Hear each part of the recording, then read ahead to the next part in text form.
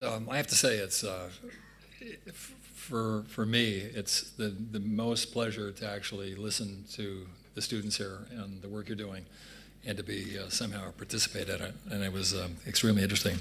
I have to say, I went back and I had about a half an hour to rearrange some things, and I'm going to specifically address the two groups that I talked to today, and about what I thought were some key issues having to do with, on one level, a more formal language of architecture, the culture of architecture, and the other one, something connected to broader planning problems, which are intricate, complex, and operate on social, cultural, economic, political levels, and are more strategic and tactical. And I would say of your generation, the students here, there's a huge shift in architects as designers, my generation, previous generations that were seeing themselves in formal terms, and I think young people today, which are interacting with society on a much broader level. And I would say that my own assessment is the most interesting problems, the most compelling issues of the time are more infrastructural in nature, and they go beyond the formal notions of how we translate architecture, et cetera. I've divided my talk tonight. It's going to be maybe a little bit long because I came a long ways here and I wanted to say a lot of things. But I've directed it towards the urban very particularly. And I was going back and forth going, it could have been tectonic and it would have been a subject. But I said, no, I think this one needs to be really urban in its nature. And I'm going to trace in some way about 15 years of work. And it's going to start with work that's more architectural in nature, but its formation was urbanistic. And again, very much connected to was it third year? My second group? The third year group. And the second part is going to be larger scale planning, and there's going to be hopefully a progression in that talk. And then in the middle of it, I just kind of put in a piece, which is going to appear maybe to many of you as somewhat a non sequitur, but it's going to be looking at the pure formal devices of architecture, which I'm going to make a case for is connected to these issues. And what I've been interested in over the last decade is the intersection of the more rational processes that come out of planning, which are more traditional in their thinking, and the consequences of those in formal terms, what they produce, which has to do with something much more interpretive, intuitive, et cetera, that comes out of let's say, a more traditional architectural stance. And I'm interested in that connection. Okay, the first area, it's going to be, again, a bit subdivided, and that the first few projects are going to be context connected to landscape or more open sites, and the second group are going to move more and more towards traditional urban sites. And it's going to start with the project that 10, 15 years ago, and I became really interested in sources like Michael Heiser and Smithson, the Earth artist guys, and their manipulating of landscape. And as an architect, it just completely startled me because, like most architects, I saw buildings on top of land, and there was this separation between landscape and architecture. And I started realizing that you could form architecture through manipulating landscape and start from a very different direction. And the little piece on the edge is the first sketch that I was showing the superintendent of schools. And I had a very kind of unusual client because I actually showed him that and still had the job. And so, no, and we're going to reshape the land. And it's going to also move into a more modern attitude towards biology, ecology, sustainability, as we rethink the nature of an academic environment. And then we were just starting with the computer, that the digital environment was part of this. And so that the form you're looking at, I couldn't have really drawn. And there was no plan, no section. It starts with the three-dimensional idea of the shaping of landscape, and we're going to occupy it. And of course, what I was interested in, and again, in both groups, we talked about this, I'm not interested in starting with architecture as a formal discipline in terms of a design. I'm interested in asking, what role does an architect have in a particular problem? What is our role? How do we contribute? What is architecture for? And in this case, from the very beginning, I've been involved in education my whole life. I started teaching as a very young man. I was 26 years old, started my practice a year after that. And it's funny, when you start very young, some of the most interesting time teaching is when you know so little and you're asking questions. And I realize now that I quote, kind of work off of more experience, that you're in the same place as your students because you're asking questions, right? And you're investigating.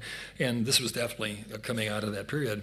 And but we're interested in something didactic, that it was a part of the educational system, that students occupying this would somehow just get it, that they're looking at it and this is not a traditional building, and they would ask questions. And of course, inquisitiveness is the basis of education. Asking, right, continually asking questions and somehow embedding that in a young person that it becomes sustainable for a lifetime. And so here we are, and we're looking at this shaping of a building that becomes part building, part landscape, whatever. And then just after that, or just about coterminous with that project, we had won a competition in southern Austria, and it was just at the edge of this small, medium-sized town, and it became a part of the accretional growth of the city, the urban kind of the city, the advance of the city, and we got interested again, and now an idea that was taking landscape, this low piece, that's going to be part of a conceptual landscape, and it's going to leave in perpetuity this emptiness, and the intersecting of more traditional buildings that come out of typology. So it's a merging of typology and morphology. And again, the first drawings are all 3D now. We're thinking very differently. We're not thinking in plan section. We're thinking immediately in 3D. And the plan section are now paralleling medicine. They're CAT scans, right? And by the way, I still use the word plan and section because I'm an architect. They're all sections. They're horizontal and vertical sections, but they're just ways of looking at something the way architects look at it within that sectional relationship. And it was really interesting. My first large project as an architect, you guys all know that you start at 50 or 52, right? They told you that, right? Okay. The conservative country, southern conservative part of a conservative country for a bank, and it was kind of extraordinary, and we get to do this building, and it's I'm not showing you the 20 years that I mucked around with stuff, and I've been interested in giving architecture a voice. That was from school till 45. That was my interest, of producing an architecture that had a strength and that had a voice. And we're still, and that voice was very much connected to a certain tradition of architecture which had a high degree of energy, and that that prioritized the kinetic, something very active and engaged. And it was fascinated with certain emotional conditions, conflict, tension, the resolution of apparently opposing forces has been a constant since I was a student. And I became fascinated with Arthur Koestler of The Act of Creation, talks about creativity as connecting dots. And I took him very literally, and I believed it as a very, very young kid. And that the more apparent the non sequitur, the dots, the higher level of creativity, and you produce them right into, and it's what we do, is we use our creative intellectual capital. We connect things into something coherent. And I was fascinated with that, and these buildings all have to do with exploring that energy. And in this case, the finding something that's mimetic of the village, and I'm going to talk about that later. It's a new order, and it's an order that comes out of, again, we talked about it in the first group, the accretional aspect of a city. And I've been much more interested in what appears to be the ad hoc nature, the chance occurrences that take place in city growth than the willful ones. And it's that it's the that occurrence over time that makes our historical cities so profound and gives them such an enormous complexity. I'm fascinated with that aspect of the city versus the modern city, right? And I'm attacking in some way the Hilbensheimer model of the 20th century. And very early on, we were starting to recognize the social possibilities. And working in Europe, of course, it was much more acceptable than working in the US. So the double skins were not only environmentally friendly, they took off half the heat, but they became places. The stair is it's a conceptual stair. And this is a bank. We were it goes from the executive level to another level, and we're poking fun, but it became a stage set as part of the social structure of the city. And then everything had to do with differentiation. And again, that's a second group. We're discussing certain principles, not self-similarity, producing something which is continually different, right? Would be more parallel to maybe a biological model. And so as you look at the same structure, you're constantly looking for the different conditions that take place over some coherent ordering device. And I myself, we're judging it by the nature of the diversity that we can get out of a single building, because I've never really seen buildings as singular. They're always multiple. And I'm interested in the radicalness of the differentiation, if you may. But they're continually referring to history. This is Vienna. As an architect, as a student of architecture, I was looking at Wagner, his Postal Savings Bank as an absolute emblematic building. And this is a critique on Wagner Bank, but it's three-sided instead of four-sided. It's no longer symmetrical, but it has all the characteristics of an organizing device, and it produces the hierarchy of the building, and it produces the transparency necessary. And again, it became a stage. It became a place for performance. And everywhere was about transparency. Same client in Udine, Italy. And we're now took it one step further, and where Hoopa Bank was looking at an idea of nature, an interpretation of nature with that low piece, which, by the way, became the zoning envelope, which became part of the city planning, which is a whole other story, and the building. This one now takes building, landscape, and infrastructure, the roadway, and is looking at the relationship of all of those being the components of the building, and the highway and the landscape piece of the building now become singular as an idea. And we're city making. And again, all the components are everything's stripped down. Might not look that way. There's nothing not essential. These are stairways and a double skin. And somebody asked me today, I don't know, again, I can't remember which group, they said, oh, your buildings are so expensive. I'm not showing you a building in the whole evening that's more than a middle level building. Most of them are middle lower, which is a whole other conversation. These are not expensive buildings. These are very inexpensive buildings. And there's no choice today as a practicing architect, especially from the US. I have to represent a culture that's quite stingy with the culture of architecture. And to survive, you have to operate within those terms. And then, well, in this one, we're moving the skin now. Like, again, we're in the same track, starting with the school. And it's now delaminating from the ground, and you occupy this space between layers of ground, which is the modern urban condition in a landscape setting, right? It's Manhattan, right? If you go to Bloomingdale's, you come off of the 6th and go straight in, and that's the main entrance really more than it is in Lexington, and on and on. We live in a multi-level, and we're occupying this space. And then as you're looking straight through, you're going to see on the little slide, you're looking at the main movement system of the building, and it's starting to make that hierarchy.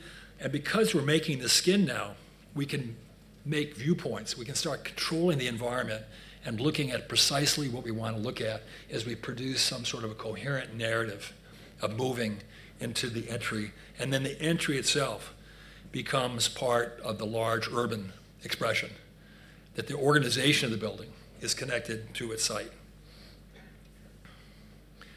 Okay, so when we get to the giant campus in Shanghai, which we finished last year, now there's been a bit of space between those two. There's probably 10 years.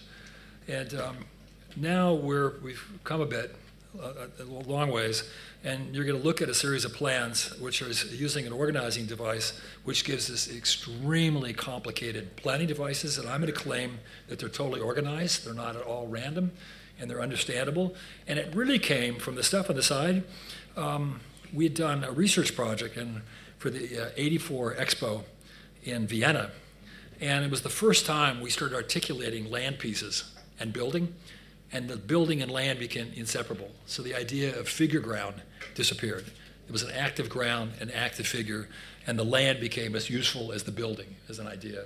And that you're looking at those pieces that came out of that competition that were directly connected to this. And as you're looking at the plans now, as you move through it, there's no place that's self-similar. It'd be like walking through a forest. There's an organization, but it's extremely complicated, and it's continually varied as you move through it. And it's allowing me to produce the village that I so much admire, the one that's accretional, that took place over time with many, many authors. They were defining that. And, but something where I'm developing an idea which is absolutely coherent. It's understandable. Or, as we're working with these projects, we started asking ourselves, is it not coherent? Right? Is it disorganized? Is it random? And if it's not, then we have to go back and decide. So it helps us understand ourselves, the methods that we're producing this.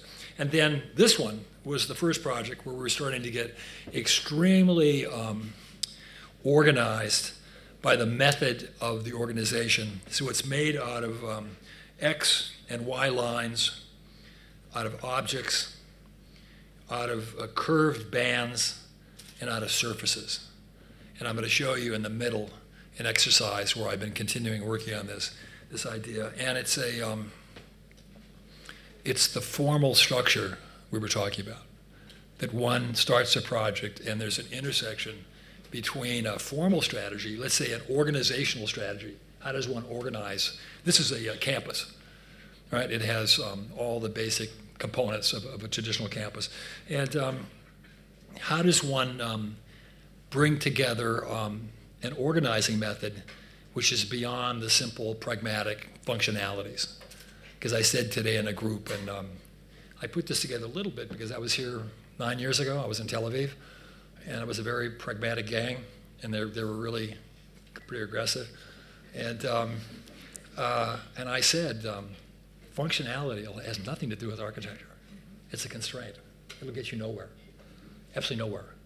For every location you can show me of a thing, I can show you its opposition and make a case for it. Absolutely nowhere. You have to have the culture of architecture as a practice, as an art form, requires an interaction that has to do with a conscious form, which is part of an historical development of architecture for 2,000 years.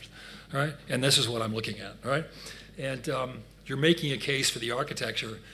You can agree or disagree with the various functionalities, and we'll get to that. And then with this model, started taking us ecologically in a very different place, and I've only got 11% of the building that's building. Everything else is landscape. So I don't have to worry about surfaces, brise-soleils. It's in the ground, and it's cut open in a very different way, and it gives me a very, very interesting model. If I have a suburban or rural, a low-density site, right, it comes with that. And then, again, it's all about the manipulation of the ground. I'm just showing you a few of these. There's 20 of them. But it's all about the manipulation of ground. And then this is the building. There was one place that had to have some strength because it got somewhat passive, the landscape idea. And so somewhere the building had to have again, a voice, some strength as a counterpoint, parallel to music. And it cantilevers over 50 meters. It's a very healthy kind of piece, and you're going to be able to feel it. And everything you look at is usable. Below the green space are lecture halls, libraries, meeting spaces of all types, et cetera, et cetera. And as you go through this, you'll see it. Well, and then using landscape, it's lovely. It's a dynamic medium. So it changes seasonally, and it's continually changing, and you're going to see in a minute. You're always aware of it. And, well, I'm also interested in this notion of contrast, of this idea of conflicting territories. I'm bringing the farm to the urban and the urban to the farm, and I'm purposely trying to accentuate both. It's not an either or. So that nose cone you saw is the executive board meeting, and it's the piece that you occupy. You're on top of the lake. It's a glass floor. You're literally part of nature. Because now I've said, okay, architecture is this augmented landscape. So landscape and architecture are aligning. And now as you experience the building, you're always part of the landscape environment. And it gives you a clear kind of direction. And so here we are, and we're suspended over the lake, and you're literally on the water. And then that first diagram I showed you, nothing's quite behaving. So the corridor, every once in a while, escapes the building and kind of leaves and moves into the landscape and kind of moves around again, and everything connects.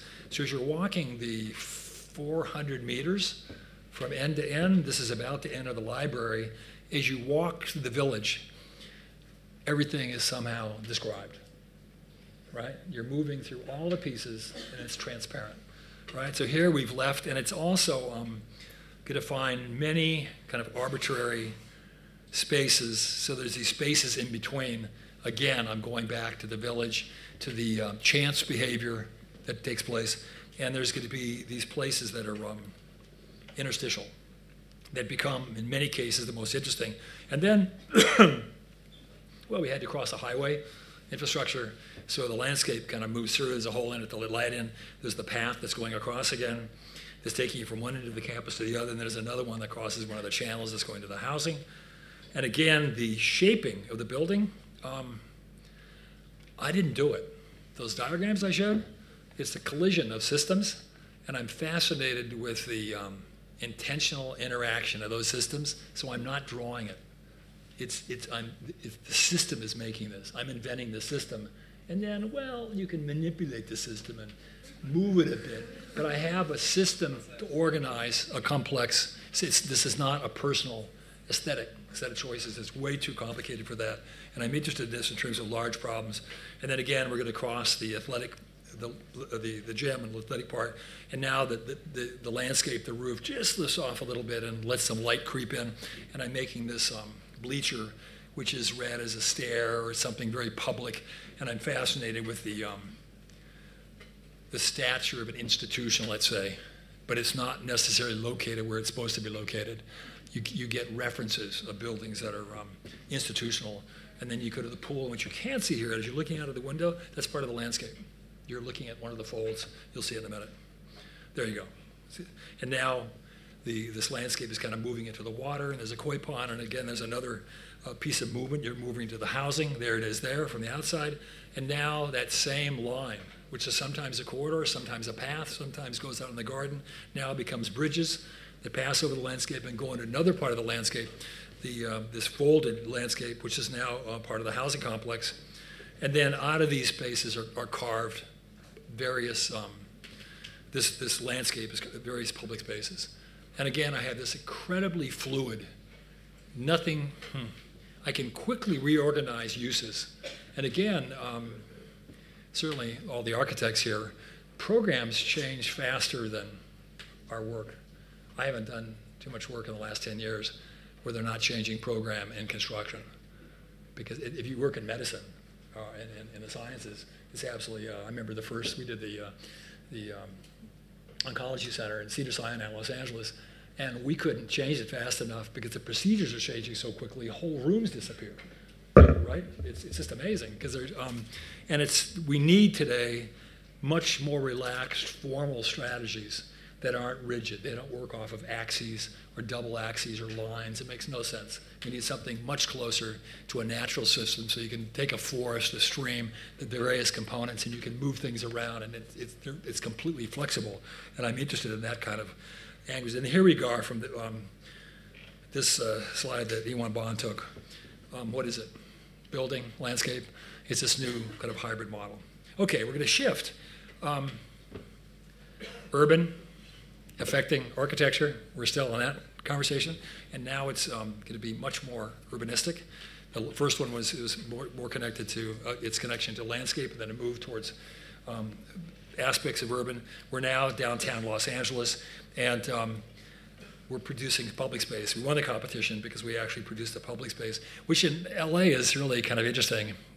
I don't know this city well enough, or Israel in general, in terms of its attitude towards public space. There isn't an issue of not having public space in Los Angeles. There's no desire for public space. It precedes that, right? And we were unusually, I don't believe in nostalgia. We were somewhat optimistic. This is a site that would require at some point in history a publicness that's next to the city hall. And we won the competition because we put the space in it. But we made the space extremely lively because it was sans people. So the space had to carry its own weight in terms of some sort of an energy. And we're playing with Los Angeles, two-dimensional, the Hollywood sign, graphics, everything that people think LA's about. And it was at 100 Main Street and 100 First Street, so it's the center of the city. So this is the address. It's funny, when we had code problems, and they said we didn't have an address on it, and we had to put a little sign that said 100, and we said, hey guys, we kind of covered the 100 thing. And then these people built freeways and maintain freeways, infrastructure people, and so the idea here was infrastructural, and we built the facade as the infrastructure of the building without the building, and we put people in it. And again, we're interested in using the human being in this case as just about a building material, kind of activating it. And then a little more recently, we had this really interesting project with Cooper Union. And Cooper Union was an extremely influential school of architecture for me. And then when I was very young, and as we were forming SciArc, I was looking, essentially, it was John Haydick was running Cooper Union, and it was Alvar Borsky was running AA. And in very simple terms, we were looking at something that kind of glued these two institutions together. And when I was brought to this, I was convinced I got it because my son's named Cooper, and I have a Austin Cooper. And so this was the third element. I was always convinced that that's why I got it.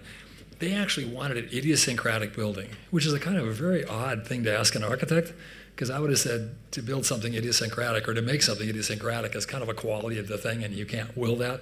But it was a fascinating client. And it was a completely restricted site, a zoning envelope. So this project is all about constraints. It's the reverse of the giant project, which I had control over.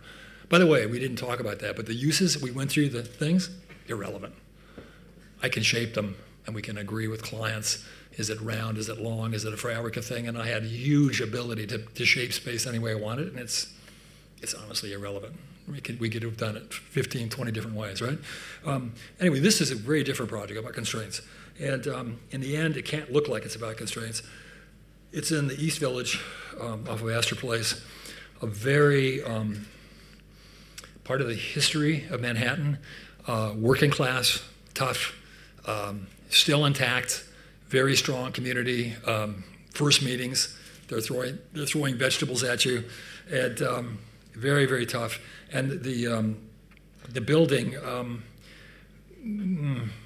the probably look of the building wasn't what they had in mind in terms of its literalness to history. And we convinced them that it actually had to do with its social behavior and its transparency and how it interacted with the city. And it was also constructed in again, clearly the lower floor, open, transparent, part of the city, part of the street. And dynamic. McSoyley's is right down that street, oldest bar in Manhattan, and extremely kind of interesting project. And it was going to be very much oppositional to the foundation building, which is the original Cooper building, which is 1850, stone, heavy, et cetera. This is representing 21st century technology, et cetera. And the connection is much more oppositional. There's no way to repeat history. It's, again, personal opinion, it's demeaning to mimic history. You cannot make stone. You cannot produce this building. You cannot do it within our social, cultural, economic systems. We do not have masons that do this anymore, or rock cutters, stone cutters, right? And it's something that's invaluable, right, and irreplaceable. And so for us, the contrast of modern to old makes it more valuable and makes it understandable in terms of its political and social context. And then again, we're in a digital environment now, and again, I brought that up, I think several groups. The digital environment has completely changed architecture, and it's a little bit like carbon fiber. I can't remember what it was invented for, but it wasn't bicycles. And you have it, and then you just have to put it to use. And all of a sudden, it's tennis rackets, and you can't get a bicycle, a fast bicycle that's not carbon fiber because it weighs, right, a couple pounds for the frame. And the digital for architects is a bit like that. It's like climbing Everest. You climb it because it's there, and you have to use it. And what it did, and it's evident in the work as it progresses, the shape language and the possibilities are expanded. And not only can I shape it and make it in a three-dimensional environment, I can build it. And the people building this is Zahner in Kansas City. The whole thing is made in Kansas City and shipped complete to the site in large fragments on a 55-foot semi. And it's moving, and it's a double curve. And we can rationalize it. And I can build it and I built this building for $625 a foot, which is free. It's a really, really inexpensive building. And it gives you opportunities, and you're going to see there's a middle core, and it's about the social pedagogy, which is today what's going on in schools. It's about a broader notion of education that's maximizing interaction, maximizing discourse, conversation, faculty, student, et cetera, and it's expanding transparency, right? And so we worked again. You're looking at renderings or computer drawings or ideas of what this thing was going to be, and then we can make it in our own model shop. And again, it's made automated, right? Something I couldn't have made even 10 years ago. And pretty soon you can't leave this. I can't go back. I don't want to build hand models anymore because I couldn't build this. I could have 20 people working on this. It's not buildable, right? It has to have a technology. Ditto astrophysics, ditto biology, ditto medicine. You could go anywhere. It's the same thing, right? And it gave me this, and the idea was, this is a school of architecture, engineering, and art, and their focus, they're unique in the States as an institute, is the connection of these. And in reality, different synaptic brain sets. And they needed very strong connections, and we used a skip stop, which we used in San Francisco. It's going to come up in a minute. Which means everybody gets off on 2 floors, on 5 and 8, so they mix, and that's where the social functions are. And there's a vertical space, just like a vertical piazza, because it's a 9-story building, and we made this vertical space.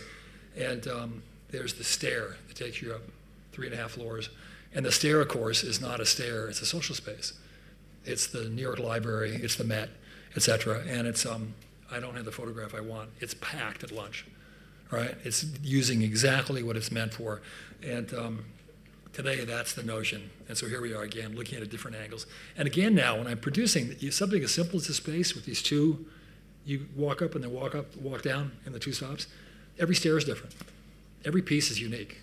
It's like I'm building in the Middle Ages by hand, right? It's completely skipping. It's going back. And it's allowing me huge differentiation. And then when you look up, we invented something. Haven't seen it before. It's unique, and it's memorable. And my task here, which is not always the case, was iconographic. This is Cooper Union, and this image belongs to Cooper Union. By the way, we're now working on the Technion Cornell, and it started having certain metal skin. We immediately said, okay, here we go. This has ownership of this, whatever you think it looks like. It's Cooper Union. And so now we have to go someplace else because certain buildings, there's no question, the iconography is important to that building, and that's the thing you leave with, right? And that's the history. And then in San Francisco,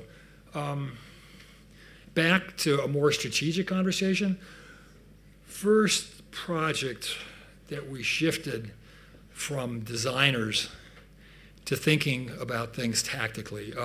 We won the competition, and before we even got up to sign a contract, there were all kinds of articles in the papers saying bad boy architects and blah, blah, blah are coming up to mess up our city. And we sat down with my head team, and we said, here's what we're going to do. We have to think about this in strategic terms. This is going to be about energy, sustainability, it's going to be about public space, and it's going to be about the workforce. And we'll never talk about aesthetics. And then we proceeded in that way, and it became very, very useful. And San Francisco, of course, is an amazing environment. It's a city it's the public city that the Europeans understand vis-a-vis LA. It's a city of a huge amount of public spaces, a lot of them small scale. So we put the Vespa Park on the 9th floor where you can see the bay and you can see the city. And we put the lower level, we put a children's daycare center. It came out of research, over half of the staff are women. 2/3 of those have children, so we put the children with the staff, and we put the cafe out on the corner to activate the court, et cetera, et cetera. And again, it's going to have some of the randomness of that comes out of all of our organizations and some of the energy. And then this main space, 5 stories tall, and this is the federal building of San Francisco, and it's facing the 9th Circuit Court of Appeals, which, if you know anything about the court system, is the famous liberal, most overturned court in the States, and it's extremely, well, you do, right? Extremely well known, and it was this incredible location. And then the building wanted to be muscular. This is a building that's going to be around for 200 years. Now I'm being this outrageously optimistic. But this is a building that needed a stature and needed to have just a strength, right? And the structure and the components all have that. And then again, we're using the social skip stop. It's stopping every 3 floors, and it produces these double floor social spaces, tea rooms, coffee rooms, meeting spaces, et cetera, and they become extremely useful. And we've been moving ever since this project. All of the work is looking at movement spaces as functional spaces. They're no longer movement spaces, they're rooms. And they're the highest used spaces that have to do with the connection to people. And then the outside, we have these pieces coming out at each of these 3 floors, and here's the room in them, and you're floating over the public space. And again, these are casual meeting spaces. If you know the Whitney, Breuer, he takes the stair and makes a large landing, and he got that right away. We're taking lessons from anything you know, right? And it uses this but expands it. Always used. Absolutely one of the primary spaces. Everybody wants to be flinging out over the city in the public space, right, as they have their coffee break. And then a very different project. And this I put in particularly because of my last visit. That's going to be much more restrained formally for those of you that I upset because I'm not restrained. This is low-cost housing in Madrid. And it's built for, oh my God, $600 a square meter. It's very, very taut little housing. And really lovely project. And again, we're asking, what's our contribution to the project? And we attacked the institutional nature of the block, and we took it back to the Moors, who of course occupied the site for about 200 years. And we were looking at Tehran and Marrakesh and Casablanca, et cetera, and we came up with this very different organization. And what came out of it was a much lower residential sensibility, because we put exactly the density they wanted to put in terms of the block, right? And again, maybe I'm a bit self-conscious of social housing because it's not a type that's understood in the United States. It's absolutely a stigma to socialized housing. And so I'm a bit sensitive to that in a way that maybe isn't totally similar to all Europeans. And but by doing this, we got open space and decks, and we were able to take half of the units and literally add 50% of space exterior to these small units. And the families with the largest numbers of kids and stuff get the lower ones, and the smaller family get the vertical. And again, it gave us a very, very different scale, which you don't see here. The whole rooftop is covered with landscape. And it made a series of courts, and it allowed us to produce, I think 26, 27 different unit types. So again, we're looking at kind of expanding variety, which is now attacking the institutional nature of housing. And then a project that's just about to start in Paris. We won a competition 4 years ago, to build a building in La Défense. It'll be the tallest building in Paris. And the model in my studio. And it's the Far Tower, and it's a couple centimeters shorter than the Eiffel Tower, and it comes from the second place winner of the Eiffel Tower. This is the Far Tower. I don't know what they were smoking in 1889, but this is a single light that was supposed to light up all of Paris, and it came close to winning, and it didn't. And that's where the name came from. And so here's the Eiffel Tower, and we're just below that, and a non-site, absolutely phenomenal site. It doesn't exist. It's interstitial. It's at the edge of La Défense. It's between things, and it has a hole cut out of the middle of it, which is the. I haven't got a pointer. The box is an alley that's the connecting to Courbevoie University. So it's a site in that it has a 30-meter empty spot in the middle, absolutely phenomenal. Another discussion we were having here in architecture is accretional. It's not an idea. You put an idea table and attack it, right? You question it, and it moves through a series of you're investigating certain issues, and you're critiquing it as you move through. And this is the competition level. We made 40 or 50 to get to it. And then again, no interest in the singularity of an extrusion or the simplicity of a tower, especially at this scale. It's really 4 buildings. And as you look at it from different vantage points of the cities, it keeps appearing different, right? It's not static. Sometimes even one thing on top of another thing. And we did 2 things. We were able to get a huge amount of program, which is the pragmatics of the requirement of the competition. And we were able to deal with it urbanistically, because this is going to have very much to do with solving a very complex site issue. La Défense is famous as being an example for bad 60s planning, et cetera, and we're trying to make a series of corrective moves, and here it is in the context of the city. And then again, it's going to start from this unusual interstitial edge site and the movement of 12,000 people in 1 hour that occupy this from the number 1. We're at the end of the line, and we're going to move into the Kinetic Narrative, and we're going to move through. We're moving to a pavilion, and because of the hole, we're moving up 30 meters and entering the building at 30 meters, and you come up the escalator, and I couldn't find this image.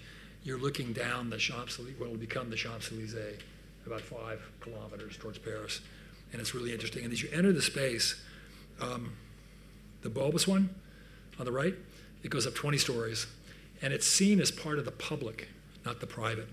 You're moving through the subway system, into the Kinetic, again public, up an escalator into this last final space, and it's part of the public sequence of this project. And we've somehow internalized the Eiffel Tower. We're making clear reference to it in terms of its the layers of structure, et cetera.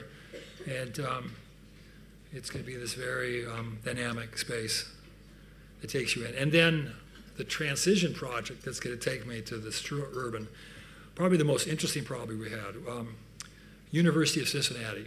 And they had maybe a notion that wouldn't be this similar of any university, including this one. They decided they were going to hire well-known architects, and they were going to increase the status. You other guys that tell me what you think of this one. They were going to literally change the status, and they wanted to move up, increase the status of the university. And if I remember right, they were you can't say this about people, they were second tier, and they wanted to move up to the Ohio State level. And they started building buildings. And it's not eminent professors or researchers or building buildings. And they started with, they did a piece on the stadium. It's cut into the ground, so it's a really, really powerful space. And then they did the School of Architecture with Peter Eisman. And that's kind of, Peter Eisman, his group? Interesting choice, not the easiest choice. So it's an aggressive choice to choose Peter, right? And he did this, and it got quite a bit of acclaim. And then they built this administrative building. I can't remember who did it. And then they hired Michael Graves to the engineering. He did kind of a typical Michael play on history, right? Very, very classic, Graves. And then they brought in Harry Cobb and did the music school. And I lost her name, Harvard, somebody, Weisman, Freddie, I got it, to do an administrative building. And then, what's over here? They did an, and then they said, wait a minute, this is a collection of icons, and we really need some sort of a connection. This is a campus, right? And they brought in George Hardgraves. Let them go back. That, whoop. Yeah, right there. Chink, that, right? And he produced a connective tissue for the first half of the campus, and they're going, no, we really do now switch directions. We've got enough of these things, and they're nice buildings, and they're competent, more than competent architects. And we're going to glue this thing together. And then he kept going, and we took out, see all the buildings that are leaving now, a whole series of complexes that were kind of clogging this thing up, and he added this. And then they chose 3 architects, we were one of them, as producing space and not building. We were going to produce, so Charlie Gauthamy redid the Student Union, and then Moore Rubel Udell produced this student services, and then we produced the first part of our building, an academic building. And again, I need a pointer. What you're looking at now is this space. You're going to see it in a minute. And it's San Gimignano. It's this beautiful space that leaves up. And at the end of it, it's totally classical. It's Charlie, object. So it's just, right, nothing very complicated. But what was interesting, they took 3 very different architects. Because Moore, Rubel, Udell, and us, you couldn't find 2 more opposite architects, right? And it was really interesting. It actually became a really, really fascinating exercise. And then we built the rest of the piece, and then we put in housing. And the housing, there, we tipped our hats to Michael. Symmetrical, well, near symmetrical, one side smaller than the other, to his building, which is on axis. And these were all reflective responses. It's not us producing work, it's us interpreting and reflecting on the site. And it was an extremely interesting process. And then out of that, there was a question whether can you actually make architecture? Oh, and then Bernard Tschumi kind of filled in a little piece. And it goes back to, in a way, our Paris work. It's not even a site. And it literally has become like the city. You just keep pushing things in, and it's very somehow ad hoc. But it's that ad hocness that really gives it a lot of energy, that it's not typically organized, right? It gives it its character, let's say, right? And so we're well along now in being able to produce complicated organizations, because this is the main athletic facility, the main food facility, housing, academic space, right? It's a very, very complex building, and here we are. And we let the housing move out as a part of a threshold. We did it in Toronto, across the street. And so you're going to move under this, and it's a gateway, so speaking. You're about to move up the street. And the street, again, is a social space. It's connecting all the public functions. And so we're building a piece of a city in terms of its public spaces. And the buildings are just there to accommodate the space, right? And so here we are again, and we're moving through different parts of our building. And again, depending where you are, you keep finding different conditions, and some of them more complicated and some of them simpler. And then inside the building, there's this vast connection. You're looking across a couple hundred meters, and what you can't see is when you look at the very distance, you're looking outside again, and your eyes can focus and do that. And this very big scale space. And then we produced spaces that people didn't like, which became really interesting to me. And then I'm interested in emotional temperament. And so this is a kind of very moody, funny space. And it's, again, I would say all of us have likes and dislikes in the city. And for me, it's important to have really radically different type of spaces, right? And we choose the spaces that we want to kind of hang out in, or that we feel comfortable in. And this happens to be my favorite space. It's kind of very low and brooding, and it has this kind of sensibility. And a student actually sent me this because he wanted to be in this by himself, and he found it very solitary. And I've always liked this slide. And then again, everything is overlapping. Everything is connecting. And then the last one, the kind of end of the sequence, we're moving towards, this is the European Central Bank. We didn't win it. Coupe-Himmelblau built it. It's just about done. This was 5 years ago. And the bank, of course, is operating through Europe. And as we looked at the city and the site, we realized that, like Madrid, there's a connecting park that circles the city. And we were right at the edge of that. And we said, this is really an interesting opportunity because this is a really, really unusual, it's a European bank, and it has an extremely unique intentionality, and not to be confused with the rest of the city. And we looked at the towers, and it would not be even close to one of the largest towers. And we said, you can't build a tower because it's going to be seen as a part of the typical city, and it's something that's clearly not to be confused with a typical commercial tower. And then I showed them the limits of the site. I just put these in for the first group, the urban group. Because again, a few years ago, we were doing the competition for the Spraybogen in Berlin, and you can see the ribbons. The buildings are now infrastructural, and they're following the Spree River. And we were starting to move more and more to the work, like it connects the landscape on one end. The work is now moving more and more and becoming infrastructural as an idea versus building-like.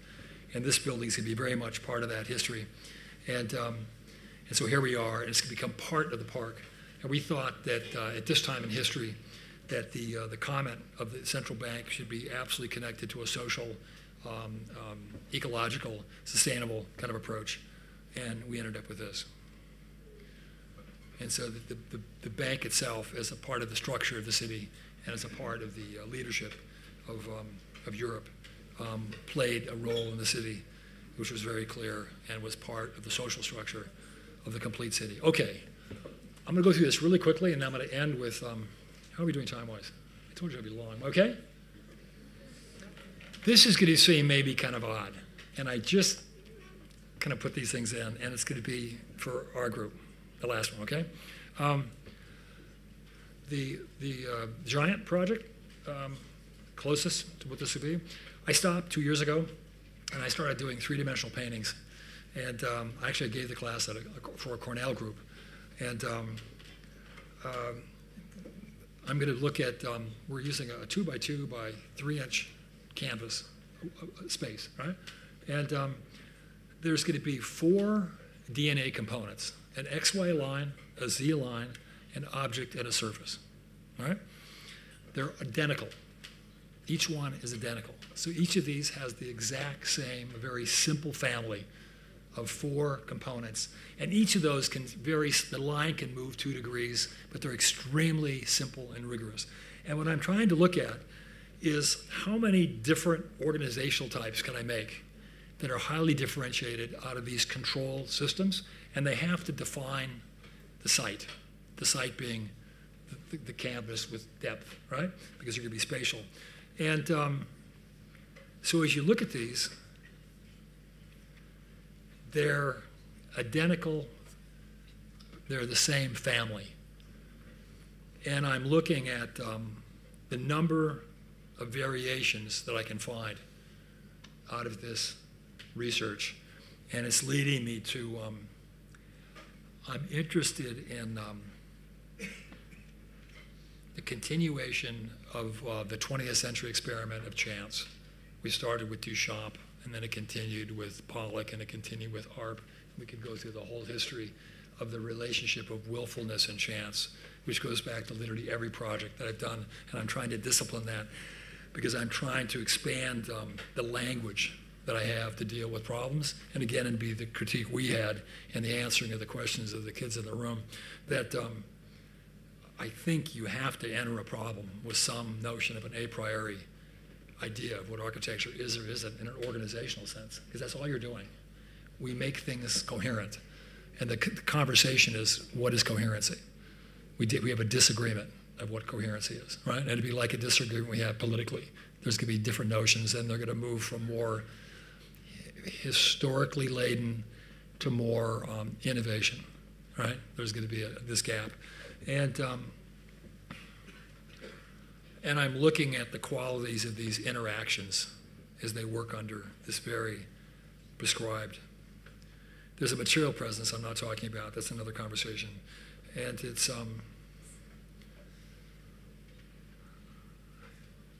and the differences are quite, they're not complicated, right? They're very, very strong. And again, what I'm interested in is that it comes out of these four simple pieces, right? And the relationships of those.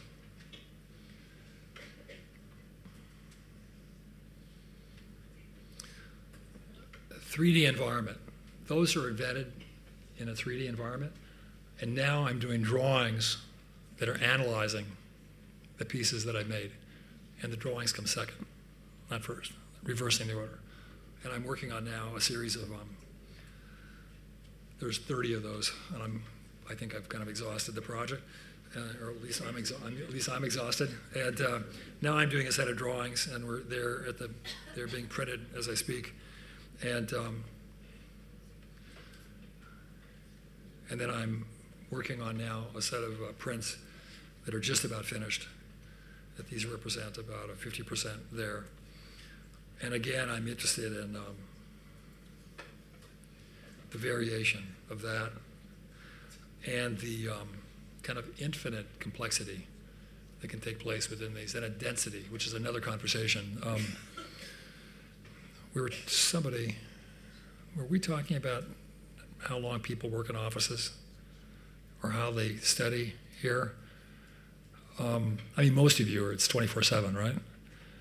I'm just about 69 years old, and I haven't worked less than 60-hour week in maybe my whole life. It's just architecture requires an immense concentration, period. And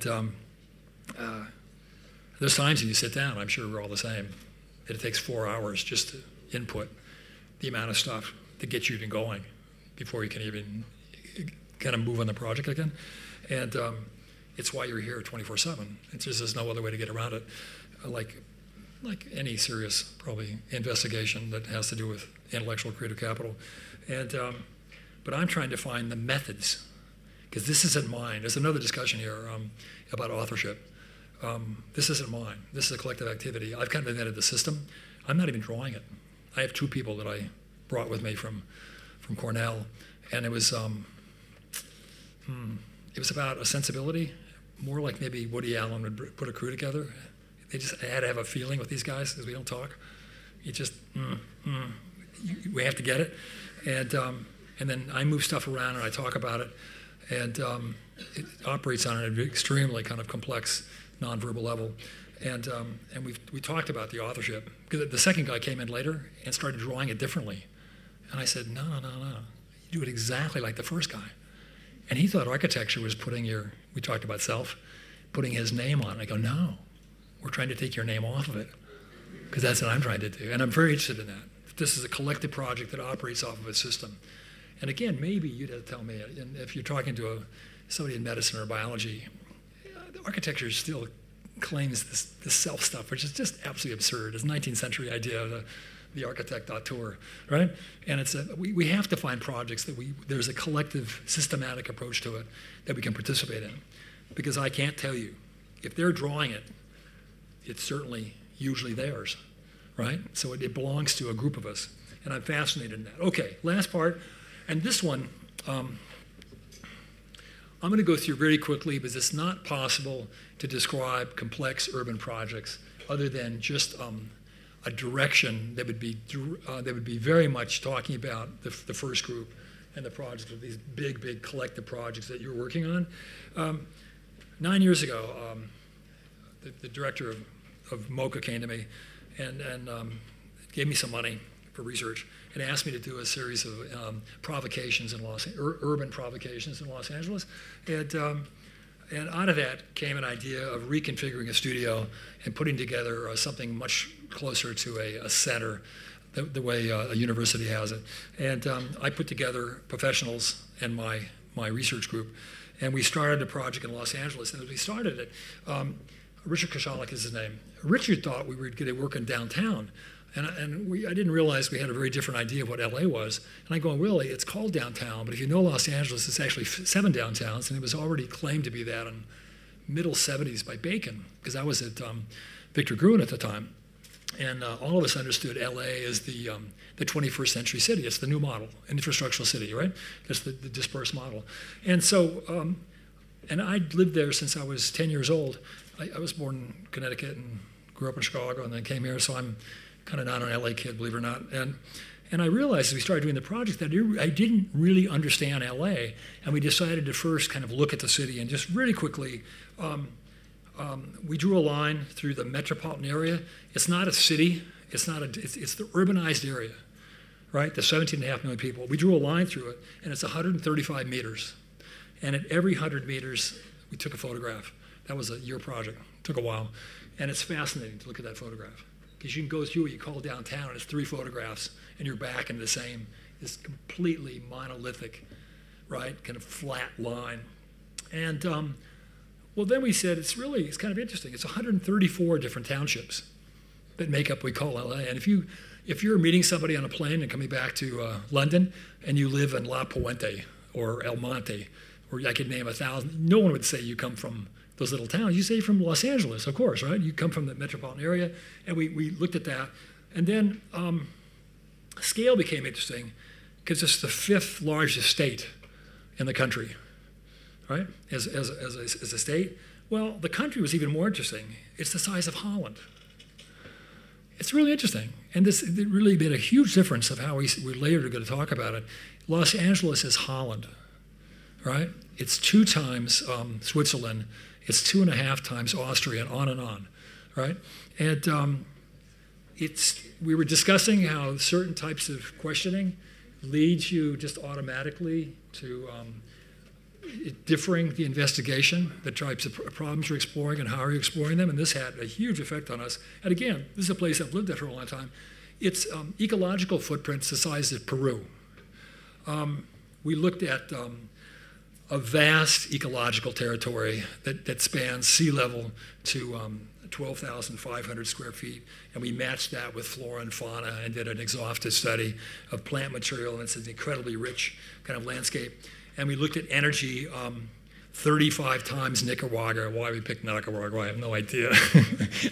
And if you look at the little chart here, we went from 1 kilowatt down to 10 trillion kilowatts. LA, and we looked at energy, and this had to go to a mayor. We had to find talking points and define personal activities within large collective environments to make it understood. And as we pursued that, we looked at driving. 1 day's driving is 6,000 cars around the world. A day's driving in the city, right? And we kept going on that level. And 100 different ethnicities. Actually, one of my assistants, it took a month to put this photograph together. It's actually an absolutely statistical correct model of the 100 ethnicities. And I think we defined an ethnicity that had to have at least 1 restaurant to make it real. Otherwise, we'd have been in the hundreds. And we were looking at the economy, et cetera. And then that led to the first set of projects. Well, what happened, and again, I'm talking directly now to this first group you talk about, because those problems were really, really engaging at the scale you're working on. The first group of projects all of a sudden completely changed. They were no longer even geographically based. They invented the project. Again, we talked about that you're really the first, there were 8 of you, that you're really inventing the problem, not the solution. Right? That's what you're looking for. How does architecture engage in this particular urban project? And there are these enormous projects. And they took on the LA River, and I'm not sure what things like, yeah, they studied the complete river and could tell you the flow at maximum rainfall that's dumping out on the ocean and the amount of areas it take to recharge the aquifer. And it was just amazingly detailed, and it operated varying scales, obviously. Each of these had their own implications. And they came up with these really, really interesting ideas of how to do that. Another group was looking at, in terms of transportation planning, they were looking at LAX. At the time this was done, 64 million people a year in LAX. That's a very large city. And it completely rethought the downtown I'm talking about, the traditional downtown, underpopulated, majority of the cultural institutions, the majority of the political institutions, et cetera. It's an 11-minute rapid transit ride. And we're going, wait a minute, at 64 million people, and they're starting to build hotels like they do like at Kennedy in the middle of nowhere, and they're not synergetic. They do the city no good at all. And he came up with this idea of a parking lot. The airport's also at the edge, so its radius is extremely unfunctional. It gets half a radius in terms of distance, in terms of movement. And it came up with this really interesting idea and did the economics of it and brought it downtown and it literally could talk about the numbers of people occupying downtown daily with some percentage of this people leaving. And then another group took a series of these 1930s buildings which are completely empty. And we were looking at what does it take as a critical mass to revitalize the Nazareth guy, not counting the political problem, he's still out there. We were looking at the number of people it take to activate downtown, and it'd be in the 50, 60, 100,000 people. And we decided to actually take a town, a known town, as an idea, and we took Hermosa Beach, this is a little community everybody knows. There was, I think, it's like 70,000 people. And then they analyzed it and tell you how many theaters, how many restaurants, et cetera, if you brought the whole city. And they put it in LA and filled these buildings. It was an extremely interesting project, which were completely empty. And then another one took the Red Line. It's got a 20% use, only metro system in LA, and connected it to the schools. And it's in a Hispanic area. Most mother-run matriarchic families, least amount of automobiles, no play fields. And the guy was actually a soccer player. And we were joking, well, look, come on, all the soccer players in the U.S. are to come out of this neighborhood, guys. And they used the metro to put soccer fields in an area about 7 miles out. And it was a really ingenious idea of using the subway as a corridor. And actually, we had the head of Philadelphia schools come out. We had an incredible jury because it ended up being just a really interesting idea. Anyway, all of these came from that study as we're establishing kind of larger terms. And then right after that, we studied Elysian Park and Dodger Stadium, which actually turned into a project. Moved the stadium, we could put 30,000 people on top of the hill, and we showed different ways of doing it, et cetera. And then we went to Madrid. I couldn't get any traction with the city. LA has no mayor, it has no urban planner. They're not interested in this stuff. And I was working in Madrid, and we were working with the mayor and the head of urban design and planning, and we went to work on their POWs, their planned unit developments, and they're building generic buildings. And we started by studying the city. We went in and spent a year and really dissected the city, and the yellow pieces are the next 3 planned unit developments. And we looked at all of the infrastructure, parks, et cetera, the same thing we did for LA. And this is what they were doing. They're building generic grids on top of each site. Made absolutely no sense in any way. And we went through and we redefined it. This is one of the ones that they're very external. We were crossing a freeway, and it was all about landscape and connection, et cetera. And we end it with some sort of a consequence, and that's a complicated subject that I'm still on, that we have to look at the consequences of our strategies. The problem with planning today is that there are a set of rules, but no one actually looks at the consequences if those are advantageous as human environments. They're basically just extrusions, right, of zoning maps, and we're looking at something much more complicated, which has to begin with 3-dimensional zoning, which is definitely the future of city planning. And then I'm going to end with a few projects out of combinatory urbanism. Maki wrote this beautiful piece when he was at Harvard, and I'm working on the continuation of this idea of complex combinatory behavior of form and its relationship to the types of forces that make it in an urban level. And we were asked by field operations, Jim Corner in New York, to do a park at the bottom of Dodger Stadium. It was the first time we had this connection. Already had done the project with my research group, came in and said, the park's irrelevant. It doesn't even want to be a park, frankly. We put the stadium on the park, and within a nanosecond, we had a huge kind of an idea of putting the stadium next to a the Orange Line, mass transit, taking X amount of cars off the freeway, freeing up the side. We worked with RAND for economic analysis, and we did this large study that had to do with the macro condition. And it's interesting, I'm working quite a bit in China now. This is really culturally specific. In the States, no one would be interested in this. They think it's dreaming. It doesn't matter I come in with RAND, it doesn't matter I come with economists. They're just not thinking in those scale. When I'm working in China, different story. This is a place that they understand this stuff. And then, where am I? Oh, and then New Orleans, again, I'm just about done. We were asked to do an icon building after Katrina, and I'd been there on a couple juries and was just horrified. The size of the devastation was the size of England. That's the scale of it, just unbelievable. Came back, and it was Aaron Betsky at the NAI in Rotterdam. And I said, no, nobody wants an icon. What they need to do is really look at the condition and look at the broader plan. And at the time, they were going to spend $32 billion on fixing the levee at a stage 4, which is not even the highest level. And we went in and studied it. And in the first place, hurricanes are like rain.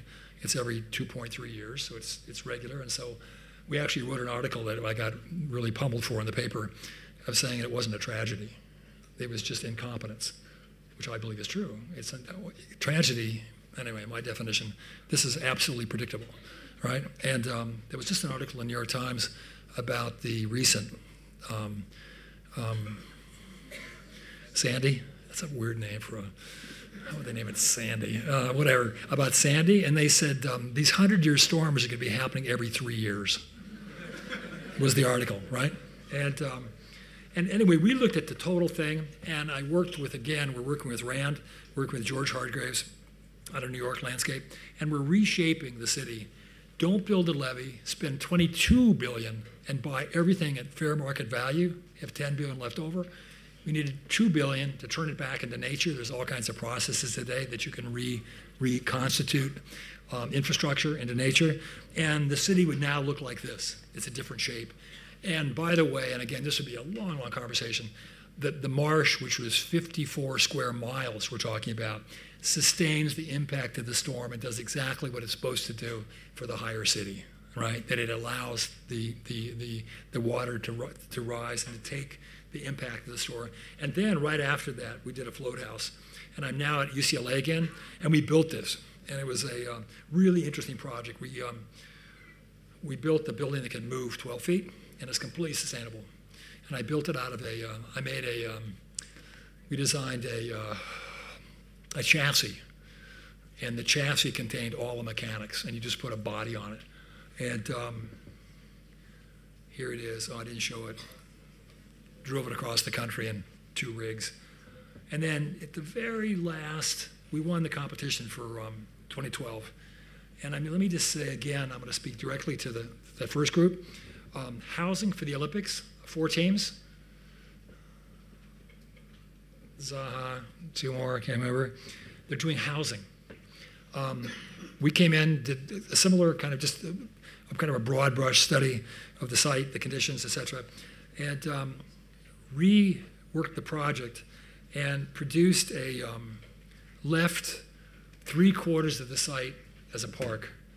So we used 15 of the 60 acres. And I remember on the 3rd, we were having discussions with Dan Doctoroff at the time, who was Bloomberg's assistant. And I remember on the second to last one, I asked him if anybody was on a similar tack. And he said no. And I went back to my office and said, crank it up, guys. This is ours. We own it. And sure enough, when the project was presented, because this was super fascinating. Again, we went through this really broad study, and we increased the development, used architectural methods of folding 3-dimensional kind of ideas, of expanding the use space, et cetera. So again, it's using architectural ideas, and then we could draw it and produce very clear kind of ideas that led to a notion. And again, this is unimportant. This is just an image. It's not about the project. When we won the competition, big press conference, Bloomberg's there, doctor office whispering in his ear, giving him his talking points. It said nothing about the housing. He said the legacy of this project will be the Olympics are going to leave New York, its 3rd largest park, and it'll be this 45-acre park. And it was like, exactly. Does it make sense, those guys? We talked about this. That's what you're doing, right? You're defining the problem, and you're finding the actual, you're locating a problem that's going to be more interesting as you connect the dots than what you started with. Because the housing is just, it's just stuff. It's what you do with the housing. And we were working with Related. Steve, somebody, really tough New York developer. We really got into it. We gave him 10% more development. So it's win-win. So he says, no, this is not an either or. We make landscape and we increase development. And you don't want to see this. Are we? You do? Oh dear. Okay, I have to give. Okay, some sort of a disclaimer. I'm in the middle of the project in a very pragmatic way, so it puts me in a kind of a bad mood. And it's super pragmatic. And so, against everything I've said, this is going to be a project that's very much about constraints. And that's not a bad thing. It just is. So was Cooper, right? And not doing the plan, don't agree with the plan. That's what it is. The master plan. A very tough, a program that's in development. No one really knows what it is, which is interesting. We're just looking at it. A extremely interesting site, fantastic. It's the Ile de Cité, absolutely fantastic site. And so here it is. We're on Roosevelt, and they put, if you know Kahn, they put his FDR monument is just finished at the end, and it's a gift to this project. I'm sure I'm right. You can thank them, right? Beautiful, beautiful project. And so here's Kahn at the end, and we're going. This site is from the monument. There'll be a park that's left, and everything else is the hospital now.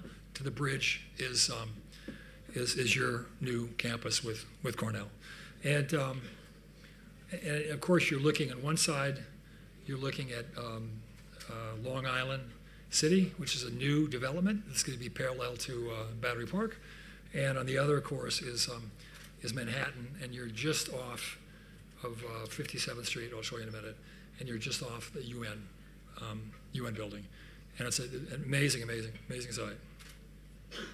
A site plan, which I can't talk about. This is what we're given. We've already changed it a bit in terms of the configuration of our building.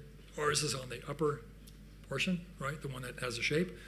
And it's had to be, I have to say some of the terms. It's an energy neutral building. That's not like a gold or a platinum. It does not use energy. Huge, never been done, right? We're working with Overup Engineering, one of the best in the world. It's Overup and Bureau Hamp are the two major innovators as engineers. And I remember asking them when we got the project, has this been done before? And they say no. It's like, okay. And we'll have to work on that one. And we were given a fairly generic plan, which didn't account for, they were looking at somehow planning principles down, and we're looking at architectural performance up. And they weren't jiving, so we had to immediately change the plan. And I wanted it to be a lower building with flatter, and we're using all the same principles. We're only using one elevator because we're only moving 4 floors, and we're moving 80% of the people 2.5 floors, 3 floors. And so we're spending a lot of time in terms of the energy use. I just completed my own office a year ago, and it's energy neutral. And I have the largest space in LA, which is totally ridiculous. It's only 20,000 square feet. And so I know as a customer, and actually when I presented this to Cornell in my presentation, I said, by the way, I know how to do this because I've done it for myself. And the key, of course, is to reduce energy load. I mean, it's not complicated, right? You have to reduce that. And in New York, it's much more difficult than LA. LA, I'm by the coastline. We're using wind hoods that I got from London. And it's we use just about no air conditioning and just about no heating. So it's a much simpler thing to do. Anyway, the building had to get lower, and you're going to see it's under a lily pad that produces the energy, and it's quite unusual in terms of its shaping. And so this is going to be this big form that's going to cover the roof of the second building, which is part of this campus. The building in the lower part that we're covering is the R&D building, and the campus takes 50 of the 150 in that building, which is part of the agreement between the city and the 2 schools. And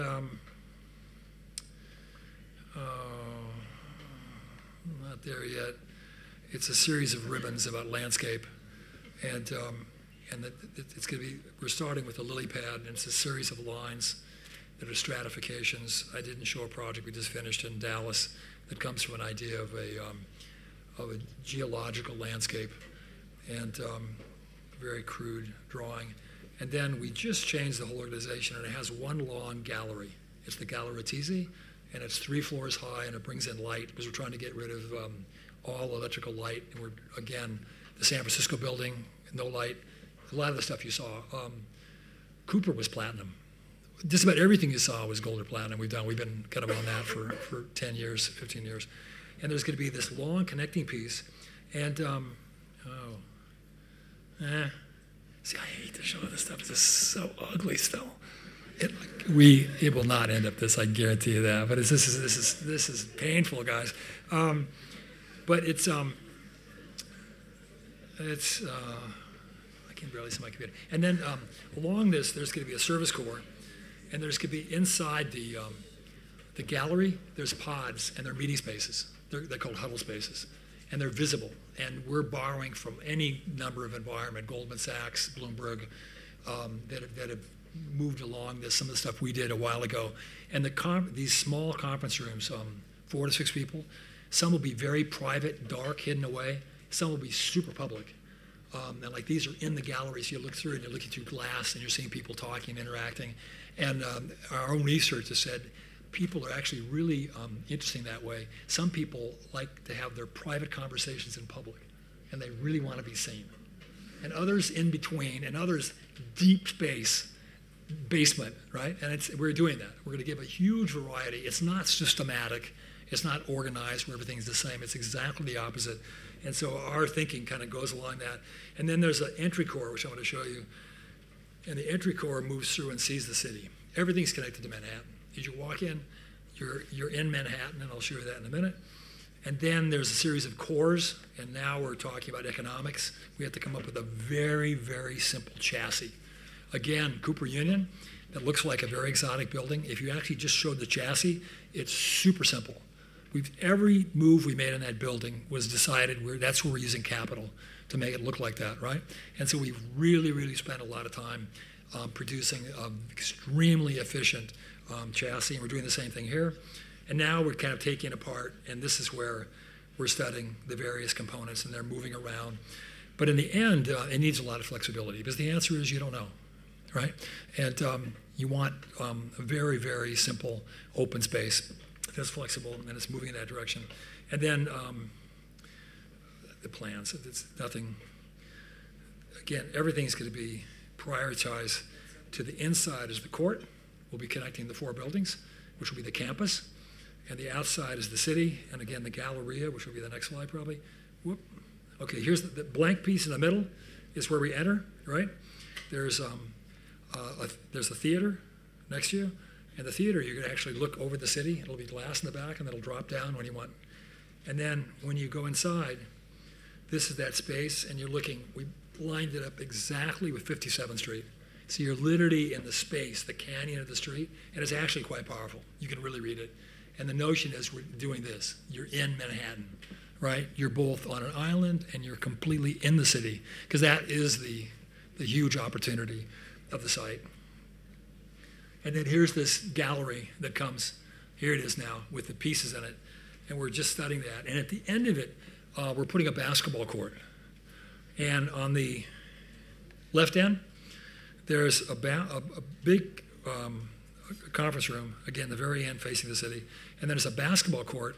And from the basketball court, you can look down, and there's a mezzanine, much more like a hotel. It'll be sofas and low tables just for conversation and coffee. And then below that is a cafe. And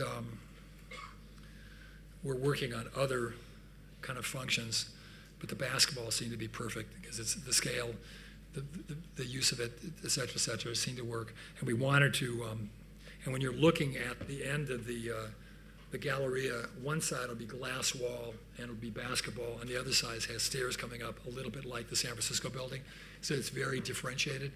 And I should say, again, I'm talking to the students out there. Definitely, there's as an architect, there are very, very diverse ways of approaching a project. And the two extremes I've showed you today. This is going to be one that comes completely out of constraints, and it's probably not the one you want when you're young. It's for a mature person, because you're going to be constantly struggling, and you're going to make those into something positive. It's extremely useful. And the other one is the giant, where you can enter it with your own idea, and you have huge leeway. And of course, I mean, who wouldn't want that opportunity once in a while? But this is going to be a project. This is going to be, we're going to just nudge it continually until it becomes something. And strangely enough, it's why I cringe when I showed you even that ribbon. We're going to massage the aesthetics out of it, right? It will be a building we're proud of, and it's going to be a slow process of massaging it. And a lot of it has to do with super, super pragmatic notions that have to do with budgets, et cetera. And right now, I'm still struggling with a lot of those pragmatics. And here you are looking at the lecture hall. And again, even the lecture hall, you're looking at the city through the view. If anybody's been to Philadelphia, PSFS1, there's a lecture space that's up on the 5th floor in Philadelphia. And it's just amazing. It's all empty, and you're overlooking the city. And this will have some of those qualities. And then from the city, these ribbons are moving out to become gardens. You're sitting down at your desk, and at the level with your desk will be a garden, and they go from 5 feet to 15 feet. And so you get a look at, we're on the park, we're on that island. So as you're working, you're looking over this landscape, and you see the city in the background. And the largest one will be towards the back. And on the inside, we have a big piece of this pulling out with a cafe. Again, this layer, we're layering landscape vertically this way, and there'll be this landscape, and then next to it, there's a topiary, which is actually a structure holding up the roof. And we're trying to get inside it and make it another meeting space and bridge it, but it's going to be landscape, because we don't want, we're finding another way of holding the roof up that doesn't look like structure, and that becomes part of the participatory notion of a landscape environment. I think that's the last it is. So that's as far as we are. Thank you so much.